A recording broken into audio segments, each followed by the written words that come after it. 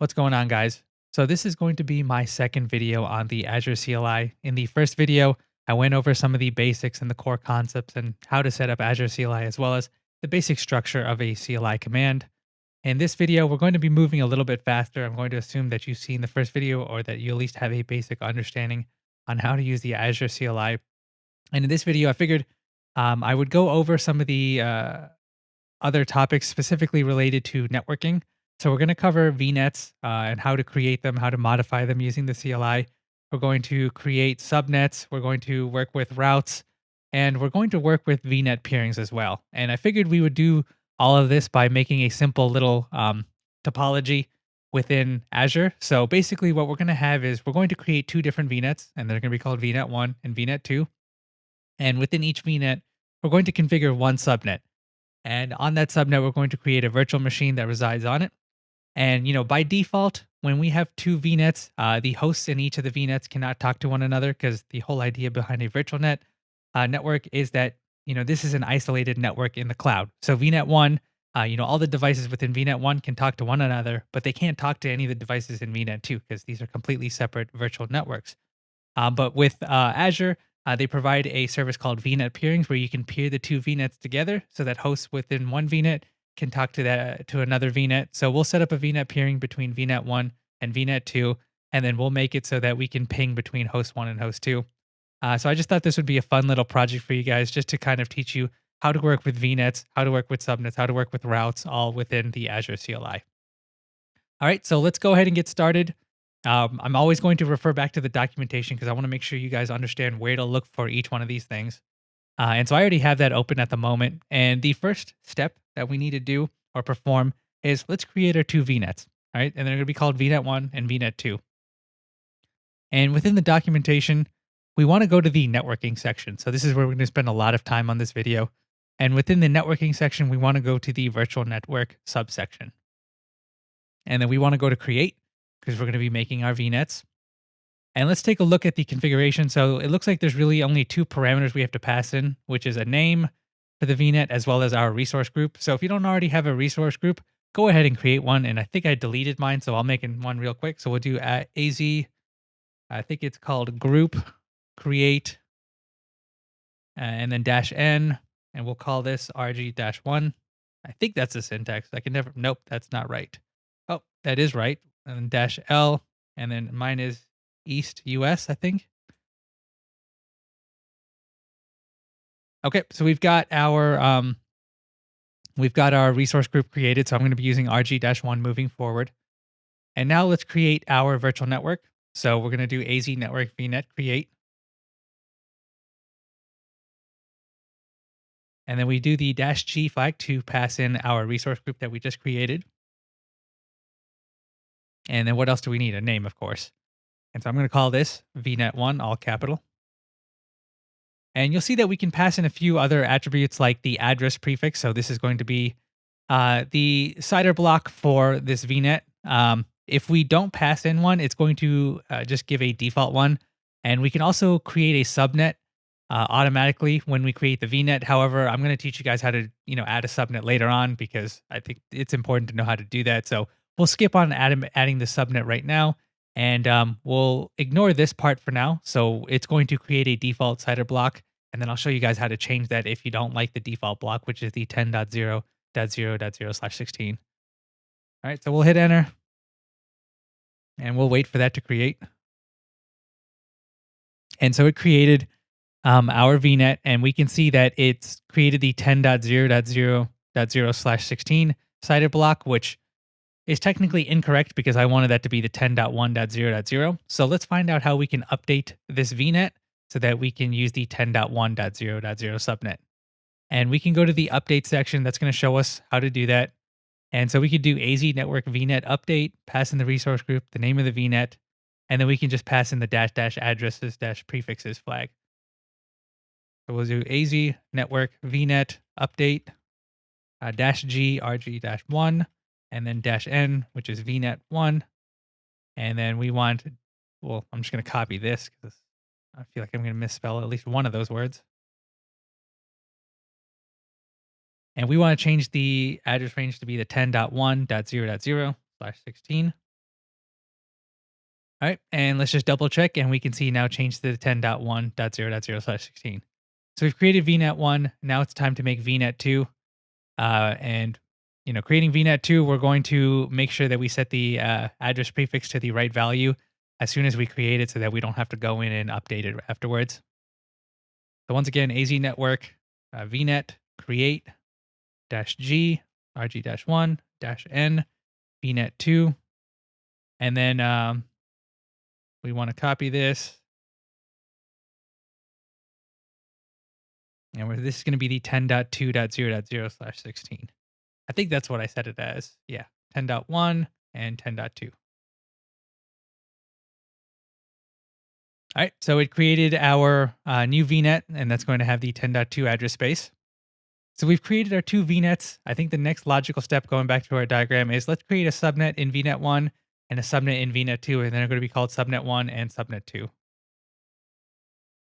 And to do that, we need to refer back to the documentation. So under virtual network still, we want to go under subnets, and let's go under create. And looking at the different flags that we have to pass in, so we have to give it a name, of course, the resource group, what VNet this subnet's going to be a part of, as well as the prefix for our new subnet. All right, so let's get started on that.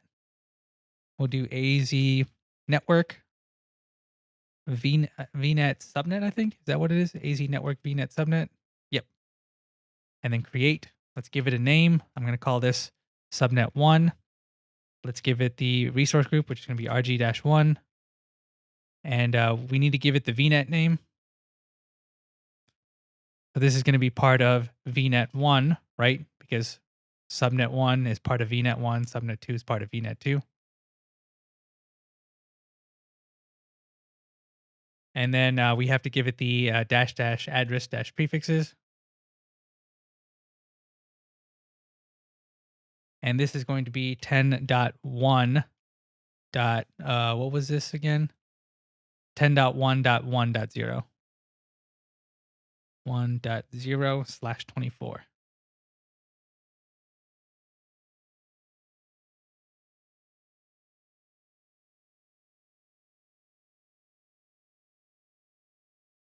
All right, so we've created our subnet. If you want to go in and ever verify all of the subnets within a VNet, you can always do an AZ network VNet subnet list -G RG-1 -VNet -name, and then provide your VNet. So this is going to list all of the subnets within VNet 1, and it should just be one subnet at the moment. And so, yep, we can see just our one subnet that we created. All right, so let's repeat this process for subnet 2. You could just hit the up arrow a couple of times, and we'll just change a few things. So this is going to be called subnet 2. We're going to be adding this to VNet 2. And it looks like I made a mistake, guys. So this should not be the 10.1.10. This should be, I meant to change this to 10.2.2.0.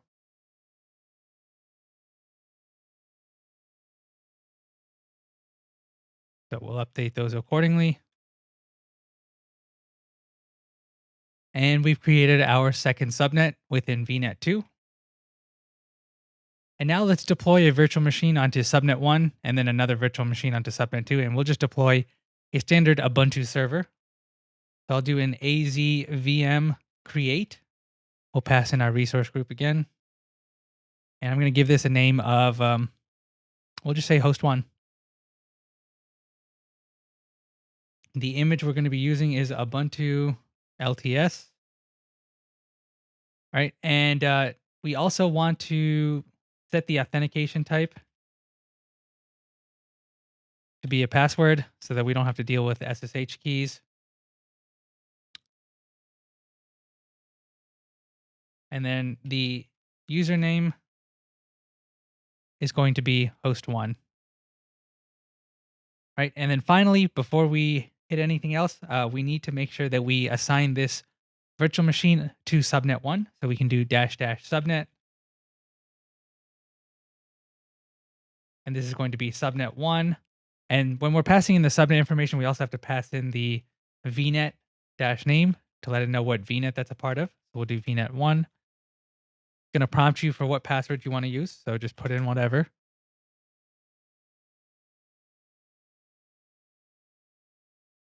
All right, once that's done, notice that this is the public address, so we can always SSH to this machine using that IP. Before we connect to that, let's create our second virtual machine. And so I'm just going to hit the up arrow and we're going to update just a few fields. So this is going to be part of VNet 2, and he's going to reside on Subnet 2. And his username is going to be host 2. And everything else except for the -n, so the name of this virtual machine will be host 2, just so we can distinguish between the two of them. All right, and so that'll create our second virtual machine. All right, so now our second virtual machine has been created. So let's log into the virtual machine 1 or host 1, and let's see if we can ping host 2. I'm going to do an SSH, and I think the username is host 1, and then we'll do @ and then just connect from here.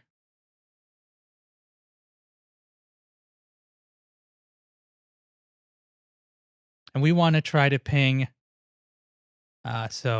Remember, our internal IP address is going to be different than our external. So we've got the 10.1.1.4, and we're going to try to ping the 10.2.2.4. So let's see if that works. Ping 10.2.2.4, right? And when we try to do that, it's going to fail. And as I mentioned before, the reason why we can't actually ping between these two hosts is because they're on two different VNets. So by default, hosts on VNet 1 cannot talk to hosts on VNet 2. So let's create a VNet peering, which is going to allow them to talk to one another. I'm going to exit out of this. And now let's create a VNet peering. And once again, we're going to refer back to the documentation. And within the documentation, go under virtual network and then select peering connections. And we're going to create a peering.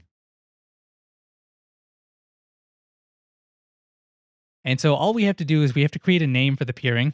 We have to specify the current VNet and then the remote VNet that we want to peer with. And then, of course, the resource group. So we'll do AZ network, VNet peering create. And okay, let's see. We need the -G for RG-1. The name, I'm going to give it we'll call this VNet 1 to VNet 2 -peering. Good to make it as descriptive as possible. And the VNet name is going to be VNet 1.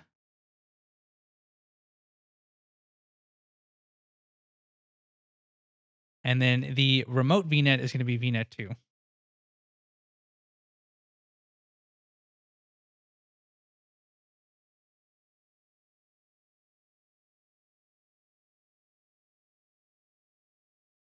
Okay, so we created our peering. So I think ideally this should work. So let's take a look. And I'm going to SSH back to that same host. And let's just ping that same IP address. And let's see if it works. So if we ping, you'll see that it actually failed. And I already know why. And this actually got me a little confused at first because I was like, hey, wait a minute. We already created a VNet peering. Why can't we ping with one another? Why can't we ping one another? And there's a couple of different reasons why. But first of all, if we go to the console, I want to show you guys something real quick. So we need to go into look for VNets or virtual networks.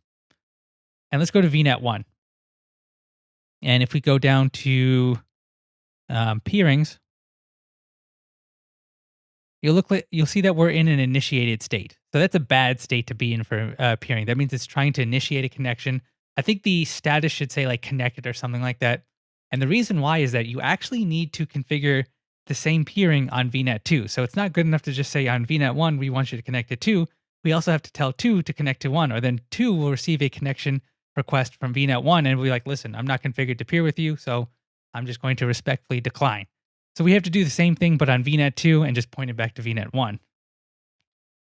So we'll just keep hitting the up arrow, go to this same command for VNet peering, and just switch the VNet name to VNet 2 and the remote VNet to VNet 1. Okay. And, we could give this a different name. So we could say from VNet 2 to VNet 1 peering, but, I'm just going to keep it the same. It doesn't really matter. Okay. So now that that's complete, if we hit refresh here, this is going to change to a connected state. And that's exactly what we want.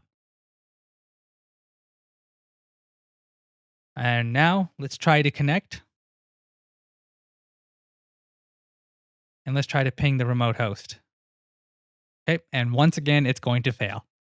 And once again, this also got me at first. But if we go into our peerings and click on one of these peerings, there's an option right here that says allow virtual network access from VNet 1 to VNet 2, right? And if we just hover over this I right here, this basically allows us to communicate between, hosts in each VNet, which I'm not really sure why this isn't, enabled by default when you set up a peering, but I guess there's some use cases for setting up a peering between two VNets, but not allowing access between the two virtual networks. So keep that in mind. And so if we go back to our documentation, when we create a peering, we have this I think allow VNet access. So this is the one we want. And so basically, if we set this to true, that means it's going to allow hosts from one side of the peering to connect to the other host on the other side of the peering. So since we already created our VNet, we have to do an update, and we have to update this attribute. But first, let's do an AZ network VNet, and then let's just do a list.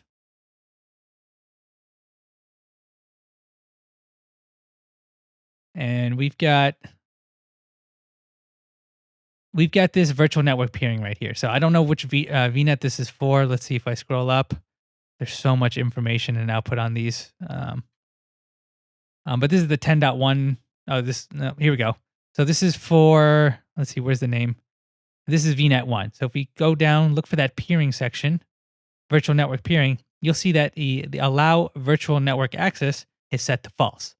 So we just have to update this and set it to true on both sides. Remember, because there's two different peerings. So we have to set it to true on both, and then it'll start to work. And let's get started on that. So we'll do AZ network, VNet, peering. And now instead of a create, we want to do an update. We're going to have to pass in the resource group. Then we have to give it the name of the peering. So we got VNet 1 to VNet 2 -peering. Then we have to give it the VNet name. So this one, the first time we run this, it's going to be for VNet 1. And we're basically going to pass in the -- set flag. And we're going to say allow, what was it? Allow virtual network access. Yeah.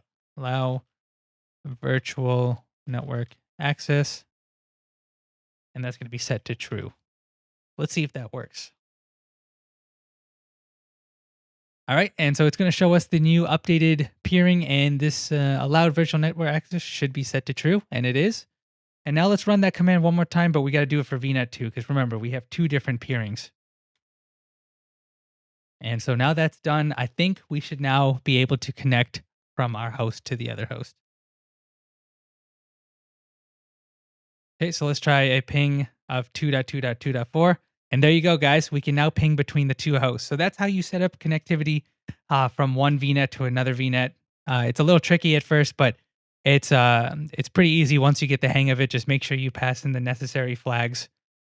All right, and so hopefully you guys enjoyed this video. I'm going to be pumping out a lot more cloud-related videos, so a lot of AWS, a lot of Azure, maybe even some GCP. So if there's some specific topic you guys want me to cover, let me know, and I'll make sure to record a video on that.